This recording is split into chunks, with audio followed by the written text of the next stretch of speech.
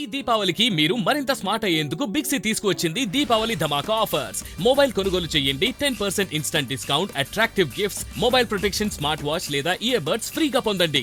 ఈ దీపావళిని మరింత బ్యూటిఫుల్ గా మార్చుకోండి బిగ్సీ దీపావళి ధమాకా ఆఫర్స్ తో. పోలీసులు అందిస్తున్న సమాచారం, ప్రత్యక్ష సాక్షులు ఇస్తున్న సమాచారం ప్రకారం కానిస్టేబుల్ ప్రమోద్ని అత్యంత దారుణంగా హత్య చేసిన తర్వాత ఆ స్పాట్ నుంచి నిందితుడు రియాజ్ పరారయ్యాడు. పరారైన తర్వాత నిజామాబాద్ సిపి చైతన్య ఆధ్వర్యంలో, ఐజీ ఆధ్వర్యంలో ఒక ప్రత్యేకమైన బృందాలని ఈ నిందితుడి కోసం, గాలింపు కోసం మొదలుపెట్టారు. రాత్రంతా కూడా వెతుకుతూనే ఉన్నారు. డ్రోన్ల సాయంతో కూడా అతని ఫోన్ నెంబర్ని ట్రాక్ చేసే ప్రయత్నాల్లో ఉన్నారు. అలాగే అతని చుట్టుపక్కల గుర్తుపట్టిన వాళ్ళు ఇచ్చిన సమాచారంతో మొత్తం వాళ్ళు ఇచ్చిన సమాచారంతో ఎక్కడికక్కడ తనిఖీలు చేస్తూ ఉన్నారు. దాదాపు 40 మందికి పైగా పోలీసుల టీం ఈ చుట్టుపక్కల ప్రాంతం అంతా కూడా జల్లెడబడుతోంది. ఇదే సందర్భంలో ఇప్పుడు నేనున్న లొకేషన్ అంటే నిజామాబాద్ అవుట్స్కట్స్లో ఇక్కడ రియాజ్ తలదాచుకున్నాడన్న సమాచారంతో ఈ పక్కకు వస్తే, ఈ పక్కనే ఉన్న ఒక ఫామ్ హౌస్లో, మనకు ఎదురుగా కనిపిస్తున్న దూరంగా ఉన్న ఒక ఫామ్ హౌస్లో అతను ఉన్నాడన్న సమాచారం పోలీసులకు తెలిసింది. అక్కడికి డ్రోన్ కెమెరాలని ప్రయోగించి చెక్ చేస్తే డ్రోన్ కెమెరాలు పైన తిరుగుతున్న దృశ్యాలు గమనించి రియాజ్ అక్కడి నుంచి కూడా పారిపోయి ఇంకో చోట తలదాచుకునే ప్రయత్నం చేశాడు. అయినా కూడా పోలీసులు వెంటాడుతూనే ఉన్నారు. ఈ నేపథ్యంలో అతను అలసిపోయి రాత్రంతా కూడా పోలీసులకి దొరకకుండా తప్పించుకుని చివరికి ఇది ఇక్కడికి వచ్చాడు. ఇది ఒక నిర్మానుష్యంగా ఉంది. ఈ ప్రదేశం అంతా కూడా మీరు ఒకసారి చూస్తే మొత్తం ఓపెన్ ప్లేస్ ఉంది. ముళ్ళ కంపలు, ముళ్ళ చెట్లు, నిర్మానుష్యంగా ఉంది. రాత్రిపూట అయితే మనుషులు పెద్దగా ఇక్కడ తిరిగే అవకాశం కూడా లేదు. సో ఇలాంటి చోట ఒక ఓల్డ్ లారీ, ఎప్పటిదో చాలా ఏళ్ల క్రితం పనికి రాకుండా పోయిన లారీ బాడీ ఏదైతే ఉంటుందో, ఇంజిన్ పార్ట్ ఏదైతే ఉంటుందో అది మాత్రం ఇక్కడ పెట్టుంది. దాని బ్యాక్ బాడీ కూడా ఎక్కడ లేదు. ఓన్లీ ముందున్న క్యాబిన్ వరకు ఇక్కడ పడేసి వదిలేసి వెళ్ళిపోయారు. సో ఈ క్యాబిన్లో ఉంటే తప్పించుకోవచ్చు అని ఇక్కడికి వచ్చి ఈ క్యాబిన్ లోపల రియాజ్ పడుకున్నాడు. సో ఇది ఒకసారి ఈ స్పాట్ని మీరు ఒకసారి దృశ్యాల్లో చూస్తే, దీని లోపలే ఇదిగో కరెక్ట్గా ఇప్పుడు నేను ఎక్కడైతే కూర్చుని ఉన్నానో ఇదే స్పాట్లో ఈ బొంత కూడా తెచ్చుకున్నాడు అతనితో పాటు. ఈ బొంతను తీసుకొచ్చి ఈ చెక్క మీద వేసుకుని దాని మీద పడుకున్నాడు. అంటే ఈ పాత లారీ క్యాబిన్లోకి వచ్చి నన్ను గుర్తుపడతారు, పట్టుకుంటారు అన్న ఆలోచన అతనికి రాలేదు. అయినా కూడా పోలీసులు వెంటాడుతూ స్థానికులు ఇచ్చిన సమాచారంతో ఈ లారీ దగ్గరికి వచ్చి క్యాబిన్ని చుట్టుముట్టినప్పుడు ఇక దొరికిపోతానన్న భయంతో పోలీసులు పక్కనే ఉన్నారు. ఈ డోర్ ఓపెన్ చేశారు. ఈ డోర్ ఓపెన్ చేసిన వెంటనే ఈ బొంత మీద, అంటే ఈ చెక్క మీద పడుకునున్న రియాజ్ ఇమ్మీడియట్గా దీని కిందకి, ఇక్కడ మీరు ఒకసారి గమనిస్తే, ఒకసారి ఇది చూడండి, ఇది మొత్తం ఓపెన్ ఉంది. సో లారీకి సంబంధించిన ఇంజిన్ పార్ట్ ఏదైతే ఉంటుందో ఆ పార్ట్ అంతా పూర్తిగా తీసేసి ఉంది. సో దీని లోపలికి దూరి దీని కిందకి దూకి దాని కింద నుంచి దొర్లుకుంటూ అటువైపు బయటకు వచ్చాడు. ఎటు నుంచి వచ్చాడు అనేది మీకు అక్కడ క్లియర్గా చూపిస్తాను. సో లారీ కింది పార్ట్లోకి ఇది, అంటే మీకు ఇక్కడ గమనిస్తే మనిషి ఈజీగా దూరి బయటకు వచ్చేసేయచ్చు. సో ఇలాంటి ఈ లోపల నుంచి ఆ పైన ఉన్న వ్యక్తి ఇటు కిందికి దూకి ఈ కింది ప్రదేశం ఏదైతే ఉందో దీనిలోంచి బయటకు వచ్చాడు. సో అటుపక్క ఉన్న పోలీసులు ఇటుపక్క వచ్చే లోపు దీనిలోంచి ఇక్కడ నుంచి ఇటు పారిపోయే ప్రయత్నం చేశాడు. సో పోలీసులు క్యాబిన్కి అటువైపు ఉన్నారు, రియాజ్ ఇటువైపు ఉన్నాడు. ఈ కింది నుంచి బయటకు వచ్చిన వ్యక్తి ఇటువైపు పరుగులు తీయటం మొదలుపెట్టాడు. ఇటు నిర్మానుష్యంగా ఉన్న ఈ ప్రదేశం వైపు ఇప్పుడు నేను వెళ్తున్నట్టుగానే ఇలాగే పరుగులు తీసుకుంటూ వెళ్తుంటే పోలీసులు అతన్ని వెంటబడుతూ ఉన్నారు. ఒకసారి ఆ రోజు ఏం జరిగింది, నా కొలీగ్ రాజేష్ ఇక్కడ ఉన్నారు. సో ఇదే ప్రదేశంలో అతను అరుచుకుంటూ పోలీసులు వెనక నుంచి కేకలేసుకుంటూ వెళ్తూ ఉంటే నిందితుడు ఇలాగే పరుగులు తీసుకుంటూ వెళ్ళిపోతూ ఉన్నాడు. రాజేష్ ఏమైంది ఇక్కడ నుంచి ఇక్కడ వరకు వచ్చిన తర్వాత పోలీసులు వెంటబడుతూ ఉన్నారు. తర్వాత ఏం జరిగింది? అయితే ఇక్కడ నుంచి వెళ్తున్న సందర్భంలో ఇట్లా రియాజ్ ఇక్కడ నుంచి పారిపోతున్న సందర్భంలో ఇప్పుడు మనం వెళ్తున్న ఈ ప్రాంతం నుంచే ఆసిఫ్ అనే వ్యక్తి, అక్కడ బైక్ మెకానిక్ సంబంధించిన ఆయన మెకానిక్ ఆసిఫ్ అనే వ్యక్తి అక్కడ నుంచి రావడం జరిగింది. ఇప్పుడు మనం వెళ్తున్న ఈ ప్రాంతం నుంచి ఇట్లా ఈ క్రాస్ సైడ్ ఇటు క్రాస్ ఓకే, క్రాస్ అయిన తర్వాత ఇటు ఇటు క్రాస్ అయిన తర్వాత ఇట్లా వచ్చిన ప్రాంతం నుంచి ఓకే ఈ స్తంభం నుంచి ఇట్లా పారిపోతున్న సందర్భంలో అక్కడ నుంచి ఆసిఫ్ వస్తున్నాడు ఆ రూట్ నుంచి.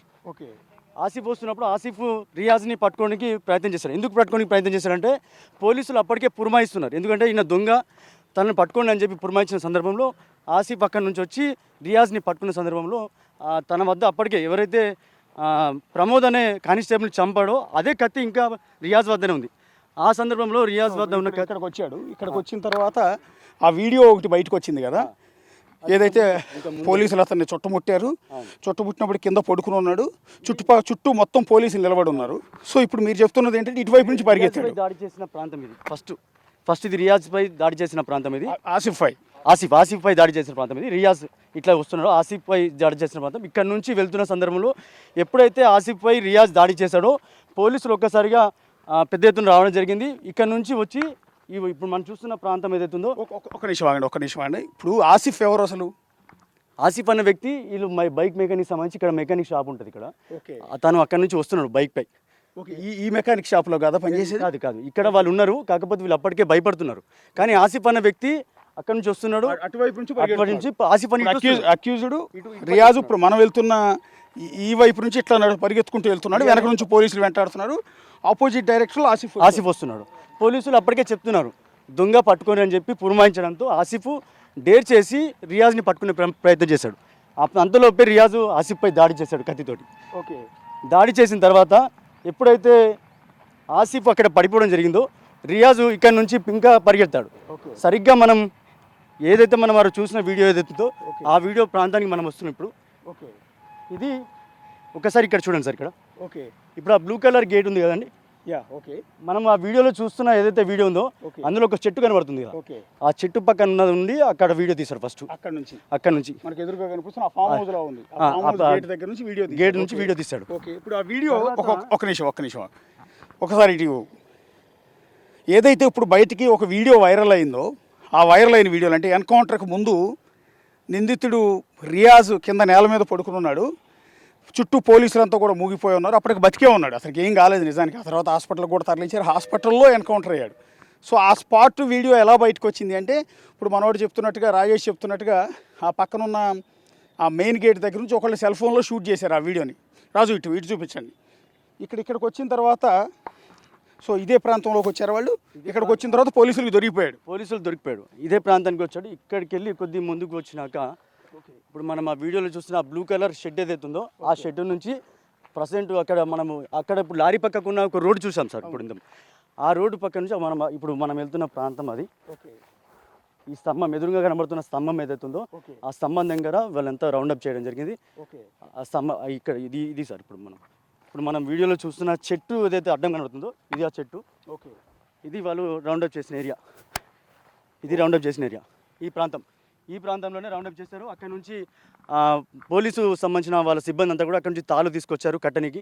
అక్కడ నుంచి ఉరికొచ్చి అక్కడ ఎప్పుడైతే దాడి చేశాడో ఇక్కడ ప్రయత్నం చేశాడు, ఇక్కడ వరకు వచ్చాడు. ఇక్కడ రౌండప్ చేసి ఇక్కడ రియాజ్ని అదుపులోకి తీసుకున్నారు. ఓకే మీరు ఆ వీడియో ఒకసారి చూడొచ్చు, మా వాళ్ళు స్క్రీన్ మీద కూడా ఒక పక్కన ప్లే చేస్తూ ఉండొచ్చు.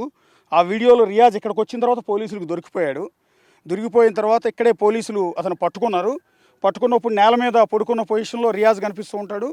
అండ్ చుట్టుపక్కల మొత్తం చుట్టూ మూగి పోలీసులు ఉంటారు.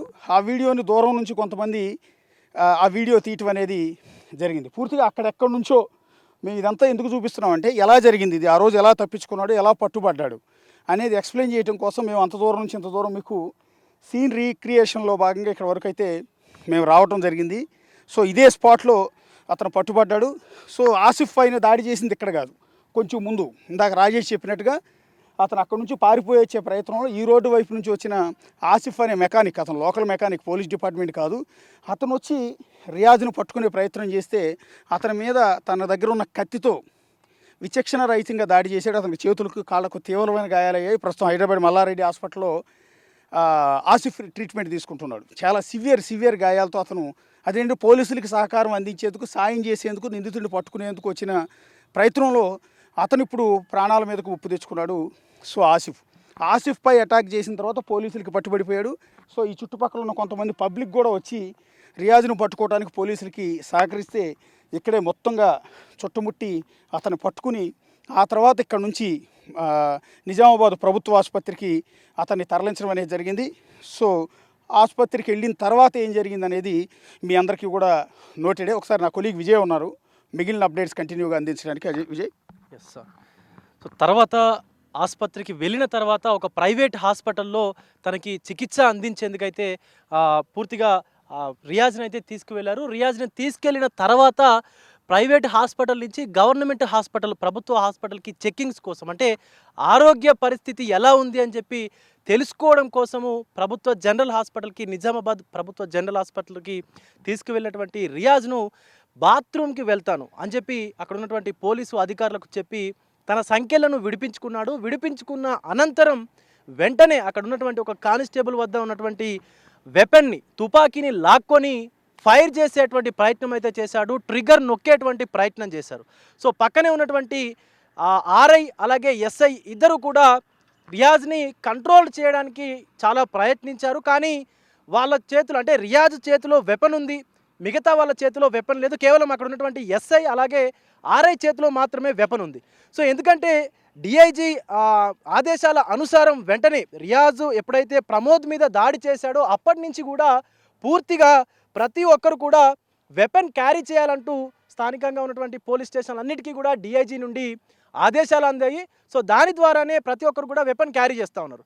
సో ఆ క్యారీ చేసేటువంటి వెపన్నే రియాజ్ తీసుకొని పోలీసులపైకి దాడికి తెగబడ్డాడు. తెగబడినటువంటి వెంటనే అక్కడ ఉన్నటువంటి ఆర్ఐ తన వెపన్తోని రియాజ్ని కాల్చి చంపాడు. సుమారుగా 3 రౌండ్ల బుల్లెట్లు కూడా రియాజ్ శరీరంలోకి కాల్చినట్లుగా, ఆర్ఐ కాల్చినట్టుగా అయితే పోలీస్ వర్గాలు చెప్తా ఉన్నాయి.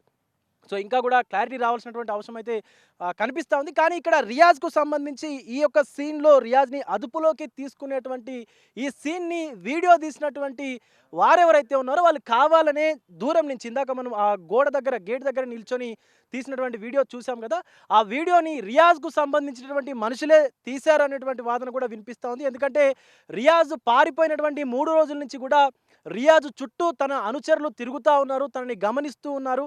సో ఎక్కడెక్కడ ఉంటా ఉన్నాడు, తను ఎక్కడ తింటా ఉన్నాడు, ఎక్కడ బస చేస్తూ ఉన్నాడు అనేది కూడా పూర్తిగా తన అనుచరులకు తెలుసంటూ కూడా స్థానికులు మాట్లాడుకుంటా ఉన్నారు. ఒక అడ్వకేట్ సలహా నిమిత్తమే తను వచ్చి ఇక్కడ దాక్కున్నట్టుగా, ఇందాక మనం చూసినటువంటి లారీ క్యాబిన్లో దాక్కున్నట్టుగా కూడా పలు అనుమానాలు వ్యక్తం అవుతా ఉన్నాయి. ఎందుకంటే పోలీసు అధికారి పైన దాడి చేసి పోలీసు అధికారిని ప్రమోద్ని చంపినటువంటి రియాజ్కు కఠిన కారాగార శిక్ష విధించేటువంటి అవకాశం ఉంది కాబట్టి సో లొంగిపోతే మంచిగా ఉంటుంది అని చెప్పి కూడా ఒక అడ్వకేట్ దగ్గర సలహా తీసుకున్నట్టుగా కూడా కొన్ని అనుమానాలు అయితే వినిపిస్తూ ఉన్నాయి. కానీ రియాజ్ను అదుపులోకి తీసుకున్నటువంటి పోలీసులు ఇటు వైద్య పరీక్షల కోసం గవర్నమెంట్ జనరల్ హాస్పిటల్కి తరలించగా పోలీసులపైకే దాడికి తెగబడగా గత్యంతరం లేక, వేరే ఛాన్స్ లేక పోలీసులు ఎన్కౌంటర్ చేశారు. ఎన్కౌంటర్ చేసిన తదనంతరం జరిగినటువంటి పరిణామాలని కూడా మనం చూసాము. ఇప్పుడు ప్రమోద్కు సంబంధించినటువంటి కుటుంబం పూర్తిగా రోడ్డు మీద పడిపోయిందనే చెప్పాలి. తనకు 3 పిల్లలు, ఆ 3 పిల్లల్లో చిన్నబాబు పరిస్థితి కొంత ఆరోగ్యం కూడా విషమంగా ఉంటుంది. తనకు ప్రతి నెల కూడా వేలలో ఖర్చు చేపించి హాస్పిటల్ చుట్టూ కూడా తిప్పాల్సినటువంటి పరిస్థితి కూడా ఉంటుంది. కాబట్టి ప్రభుత్వం వెంటనే స్పందించి ప్రమోద్ కుటుంబానికి సంబంధించినటువంటి సహాయం ఏదైతే, నష్టపరిహారం ఏదైతే ప్రకటించారో దాన్ని వెంటనే అందించాలంటూ కూడా ప్రమోద్ కుటుంబ సభ్యులు అలాగే ఇతర సన్నిహిత వర్గాలు కావచ్చు, వాళ్ళ ప్రమోద్కి సంబంధించినటువంటి దగ్గరగా ఉండేటువంటి బంధువులు కావచ్చు, స్నేహితులు కావచ్చు చెప్తా ఉన్నారు. ఆ మెకానిక్ ఎవరైతే రియాజ్ను పట్టుకోవడానికి వచ్చాడో తనకు 2 చేతులకు కూడా గాయాలయ్యాయి. సుమారుగా తన స్కిన్ లేయర్స్ 7 లేయర్స్ వరకు కూడా ఆ కత్తి పోటుకు గురయ్యి పూర్తిగా ఆ 7 లేయర్స్ కూడా పాడైపోయాయంటూ కూడా డాక్టర్స్ అయితే చెప్తా ఉన్నారు. ఆ మల్లారెడ్డి హాస్పిటల్లో కూడా హైదరాబాద్లోనే ఆయన చికిత్స కూడా పొందుతూ ఉన్నాడు మెకానిక్. అయితే సుమారుగా సంవత్సరం కాలం పడుతుందంటూ కూడా వైద్యులు అయితే చెప్తా ఉన్నారు. ఎందుకంటే తను పని చేసుకుంటూ బ్రతికేటువంటి, అంటే తను కష్టపడితే తప్ప కుటుంబాన్ని సాధలేనటువంటి, అంటే సాకలేనటువంటి పరిస్థితి ఆయనది. సో అలాంటి పరిస్థితుల్లో ఎవరైతే ఆ మెకానిక్ రియాజ్ను పట్టుకునేందుకు చూపినటువంటి ధైర్య సాహసాలు ఏవైతే ఉన్నాయో వాటిని అయితే ఖచ్చితంగా మెచ్చుకోవాల్సిందే. ఈవెన్ పోలీసు వారు కూడా ఇచ్చేటువంటి రియాజ్ పైన పెట్టినటువంటి 50,000 రూపాయల రివార్డ్ ఏదైతే ఉందో దాన్ని ఆయనకే ఇవ్వాలంటూ కూడా పోలీసులు కూడా చెప్తా ఉన్నారు. ప్రమోద్ కుటుంబం కూడా ఖచ్చితంగా ఆ డబ్బును ఆయనకే ఇవ్వాలంటూ కూడా చెప్తా ఉన్నారు. సో ఇంకొక సంవత్సరం కాలం పాటు కూడా ఆ మెకానిక్ కోలుకోవాలంటే ఇంకొక సంవత్సర కాలం పాటు కూడా పడుతుందంటూ అటు వైద్యులు కూడా చెప్తా ఉన్నారు. ఎందుకంటే ఏ పని చేయాలన్నా మనకి చేతులే అవసరం. అలాంటి చేతులే ఈరోజు ఆయన అసలు ఇంకా చేతి కదలలేనటువంటి పరిస్థితి అయిపోయింది. సుమారుగా అసలు ఎముక కనిపించేంత విధంగా అంత లోతుగా కూడా కట్ అయిపోయింది, డీప్ వూండ్ అయింది కాబట్టి సో ఇంకా చేసేటువంటి పని కూడా ఆయన ఏం లేదు. ఇంకొక సంవత్సర కాలం పడుతుంది కాబట్టి ఆయన పరిస్థితి కూడా కొంత విషమంగానే ఉన్నట్టుగా అయితే చెప్పుకోవచ్చు.